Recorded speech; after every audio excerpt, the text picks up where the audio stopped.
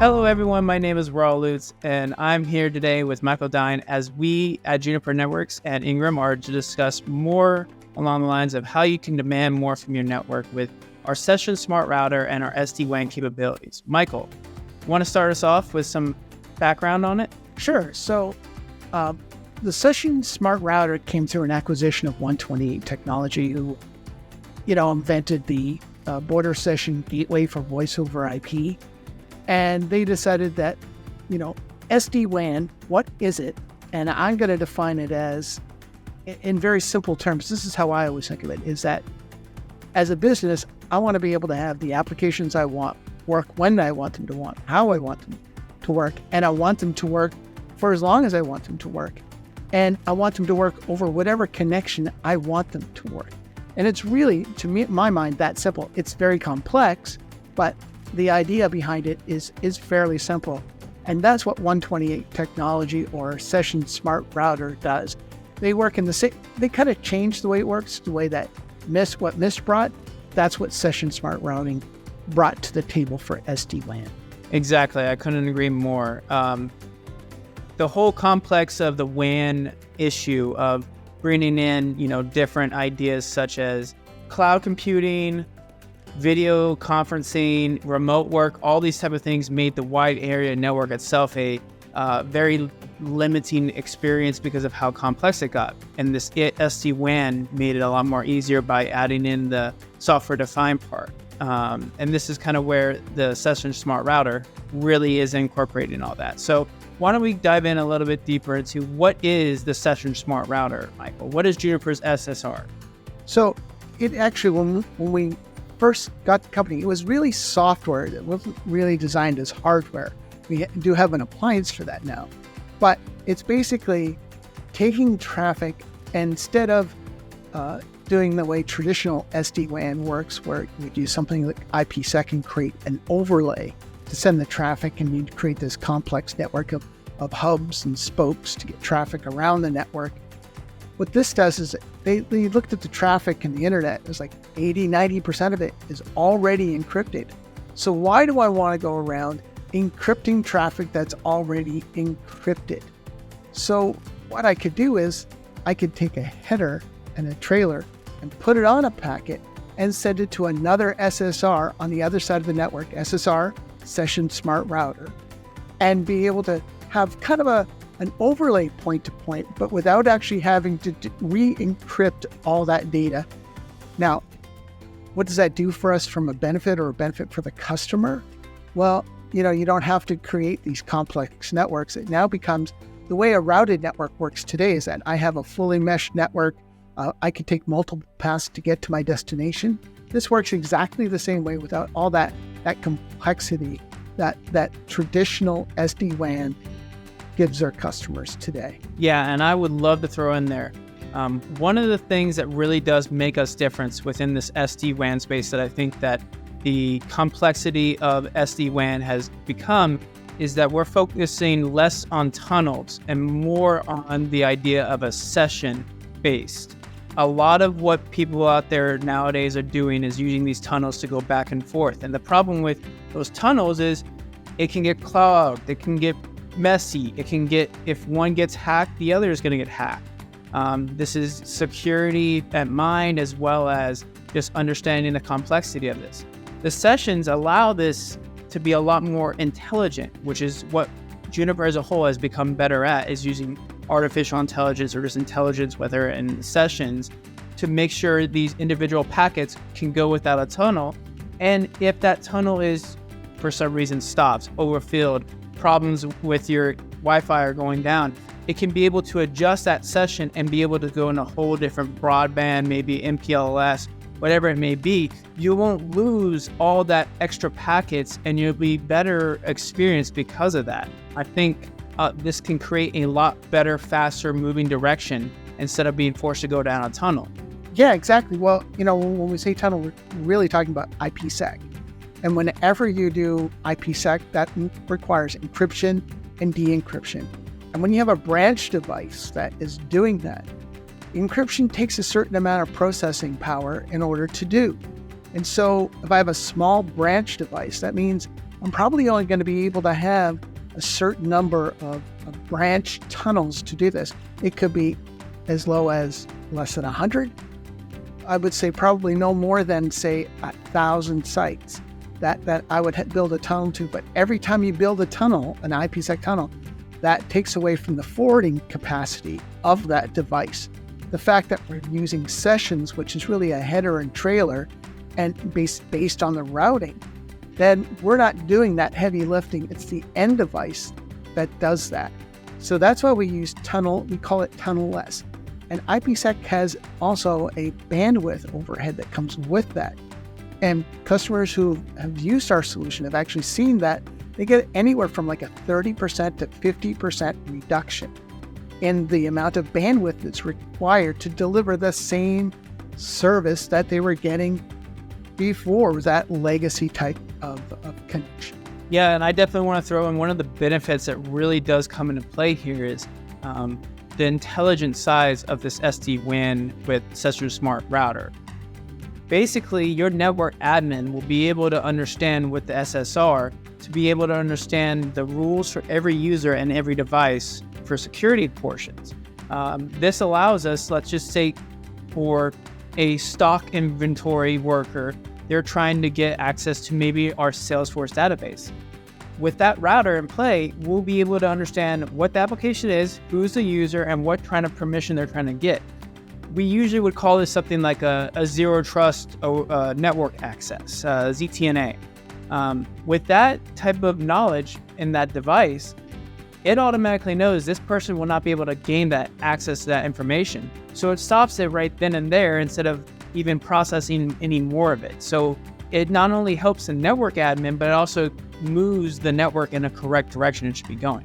Right, exactly. Having that zero trust built right into the product. It's not an afterthought. It's the way it was built, so that I'm only going to allow these applications, and I'm only going to allow these users to access those applications, and I'm only going to allow them to go to these destinations that I've predefined. That's it. We don't pass any other traffic other than that type of traffic, which helps increase your security footprint. Add that, we've also recently added more security features like enhanced web filtering, IPS, and those types of things that have really rounded out this Session Smart Router and turned it into a next generation firewall. So now you have one device that has zero trust and has the ability to connect into the cloud or into an office location, to a data center, and only allowing the traffic that you want while protecting the users from being hacked, and also, determining which websites or what type of websites that your employees are allowed to visit. And Michael, you mentioned a good point right there, the websites, the prioritization. With this intelligent router, the Session Smart Router, it's going to be able to understand, okay, this is the workflow that's going on within my company.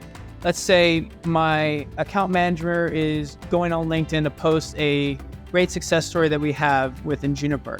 And maybe someone within the inventory is trying to go into the data, try and get into the information of where they need to put everything.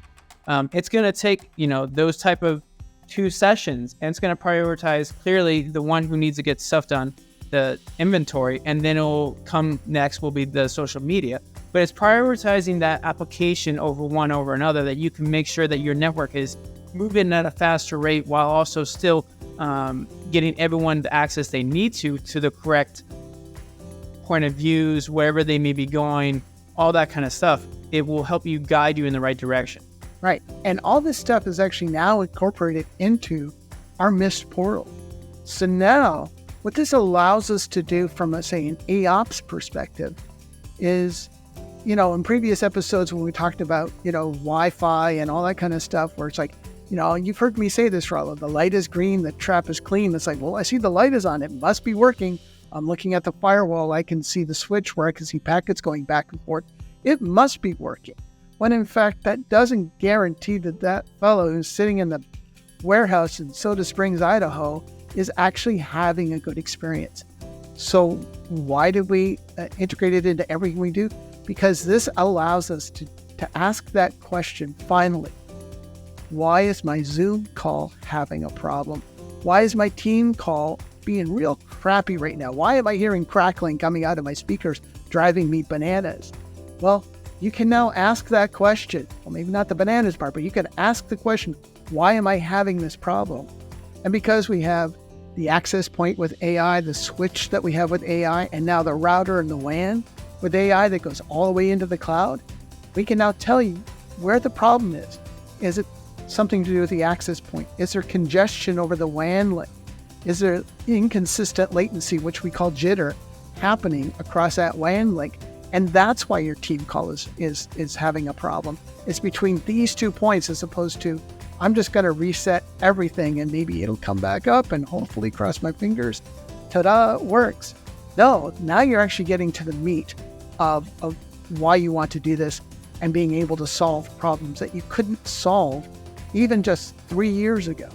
100%. And it's crazy to think that we now have the ability to have a full stack solution for a full typology from your clients, applications, everything. And then the golden child of it all, you put Marvis in there, and it increases not only your visibility, your insights, but it'll also allow you to troubleshoot that application. Why was I having a bad experience? Why was this going down? You're taking away those anomalies and those root cause issues that you're not able to see as a human because maybe you're somewhere else. Marvis is allowed to be that assistant to really be able to go down to the finite details that you probably aren't able to, recreate on a daily basis, and it's taking that packet capture and be able to see what's wrong with it. It's being able to scale at a rapid pace. It's being able to zero touch provision at a higher rate as well, and being able to automate those templates and those tools and being able to deploy faster. And we're talking about branch locations. This means that almost everyone who's maybe at a remote location is able to get spun up within an instant. This is something that we haven't been able to think about for a couple of years now, but now with remote work being so prevalent, with everyone being at their home offices maybe, this is a great visibility into those insights. Yeah. Well, Rollo, look at what we're doing. 5 years ago, we'd be sitting in an office together, with our Coleman stove and our marshmallows roasting. Now we're all remote, and we're putting demands on the network that we weren't putting on the network 5 years ago, but now we are. And now it's more important than ever to figure out, why is this happening in the network, as opposed to, well, it was happening and then it went away, so no problem found, is typically the answer. And that's not an acceptable answer. Why did it happen? Why did it happen? And having AI, having a single portal to go to, being able to take all this data, collate it, curate it, and all that kind of good stuff, and present it to you in a meaningful way without being, too technical. Probably, it's like when you talk to engineers, as opposed to somebody who's not an engineer. You ask somebody who's not an engineer the time, and they look at their clock and they go, oh, it's like 3 o'clock. You ask an engineer the time, they're going to tell you the smallest component inside that watch and why it works and what it's made of. And then half an hour later, they'll tell you the time. So, being able to take something that's extremely complex with a lot of moving parts and being able to tell you in a very understandable way what's going on so that you can take concrete action to either correct or prevent it from happening next time, it has a huge benefit for companies. Exactly. While we're on this topic, so Micheal, can you think of any use cases off the top of your head that may be useful to people out there that may be public facing that we can talk about? We have some customers who use it as a means for retail. And retail in the way that you go into a shop and you're looking for a part for your automobile, for example. You go in there and you got a call to another shop to say, hey, do you have this part? Or I'm trying to get a financial transaction to complete and it doesn't complete. What do I do as the customer? Well, I wait a minute, I get a little bit bored, I either hang up, I leave the store, and I go buy it someplace else. Being able to pick up that phone every single time, answering that question, that'll bring customers in, or shipping it to them almost like instant gratification is what customers get as a result of this. So not only am I doing things like, hey, I'm saving you 30 to 50% on your bandwidth, but I'm also improving your business outcome, because now what's happening is that your network is up and it's operational and it's doing the things that you want it to do. Like I said at the beginning, I want my applications to work when I want, how I want, where I want, for as long as I want. And that's what this delivers on that promise. I completely agree. I think there's also another use case that we didn't mention that is a very public-facing one that I think a lot of people should at least look into. It is the Seagate leveraging our AI smart router. People who don't know Seagate, massive data storage company, very big in the infrastructure side of things. They partnered with us to move away from the traditional MPLS network and move towards our new Session Smart Router AI-D-WAN solution, more based on less tunnels and more frequency and more scalability. Seagate moved from that old traditional MPLS way and moved into our unique AI-D-WAN solution, SSRs, basically taking away less bandwidth and increasing their scalability of transferring data from one to another. This would help them, especially since they're in 18 different countries. I believe, when you're talking about those different countries, you're talking about telcos and hosting costs. So this helped decrease all that while also increasing the leverageability of scaling and being able to be faster with how they move their data. That's right. Yeah. Those are all things that maybe people don't really think about, is that, hey, I want to do this thing. I want it to be resilient. Oh, you got to upgrade your circuits. You got to do all these things. That costs money. Every time you upgrade your circuit, that costs money. Being able to come in and say, I can deliver you the same type of architecture, the same type of, hey, I'm going to give you that resiliency down to application. Oh, by the way, you don't need to get a bigger circuit, in most cases. And you can actually do it faster than the way you did it before. And you get it done intelligently. There's a lot of benefit as far as I'm concerned. Michael, you bring some good points. And if anyone has any more questions based on this Session Smart Router idea or technology, feel free to reach out to us and we'd be happy to help you understand more about technology and where it can play in your use cases. Thanks for joining us today on our journey through the Session Smart Router and demanding more from your network. We appreciate your time. If you have any questions, want to discuss use cases or opportunities, please reach out to us and we'll be more than happy to talk to you about our solution in more detail. Thank you very much for your time.